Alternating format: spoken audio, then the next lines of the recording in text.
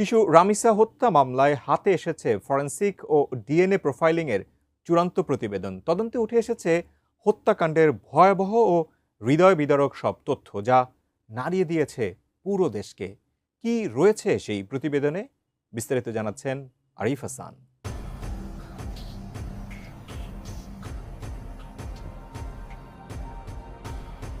রামিসা হত্যার মামলা এবার সামনে এসেছে ফরেনসিক ও ডিএনএ প্রোফাইলিং এর চূড়ান্ত প্রতিবেদন। তদন্ত প্রতিবেদনে বলা হয়েছে, হত্যার আগে নির্মমভাবে শিকার হয়েছিল শিশু রামিসা। ডিএনএ পরীক্ষার ফলাফলের ভিত্তিতে পুলিশ নিশ্চিত করেছে প্রধান অভিযুক্ত সোহেল রানাই তাকে পাশবিক নির্যাতনের পর শ্বাসরোধে হত্যা করে। আপনারা পারবেন না, এটা বড় যুবক 15 দিন, এরপর আরেকটা বড় কোনো ঘটনা পড়বে, এটা 23 মে সিআইডির ফরেনসিক ইউনিট এবং শহীদ সোহরাওয়ার্দী মেডিকেল কলেজ হাসপাতাল কর্তৃপক্ষ মামলার তদন্ত কর্মকর্তার কাছে ময়নাতদন্ত ও ডিএনএ পরীক্ষার চূড়ান্ত প্রতিবেদন হস্তান্তর করে।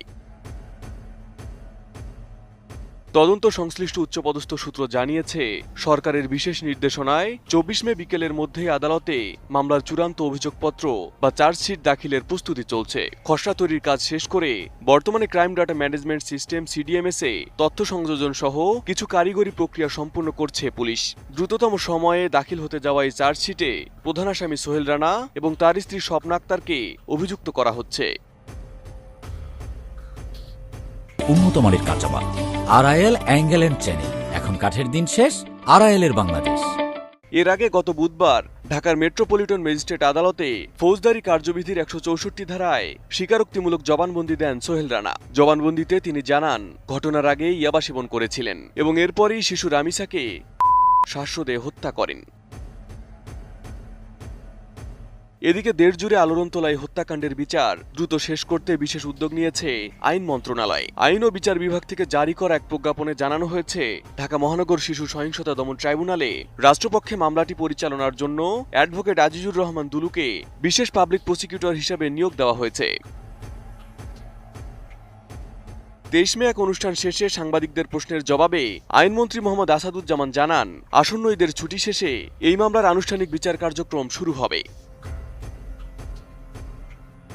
গত 19 মে রাজধানীর পল্লবীর একটি বাসায় রামিসা আক্তারকে হত্যার ঘটনায় দেশ জুড়ে তীব্র ক্ষোভ ছড়িয়ে পড়ে। খুনিদের দৃষ্টান্তমূলক শাস্তির দাবিতে রাজধানী সহ বিভিন্ন স্থানে এখন আন্দোলন ও বিক্ষোভ চলছে। ঘটনার পরদিন নিহত শিশুর বাবা আব্দুল হান্নান মোল্লা বাদী হয়ে পল্লবী থানায় মামলা দায়ের করলে পুলিশ দ্রুতই 2 আসামিকে গ্রেপ্তার করে। পরে প্রধানমন্ত্রী তারেক রহমান নিহত রামিসার বাসায় গিয়ে পরিবারের সদস্যদের সান্ত্বনা দেন এবং আগামী 1 মাসের মধ্যে এই ঘটনার সর্বোচ্চ শাস্তি নিশ্চিত করার প্রত্যয় ব্যক্ত করেন।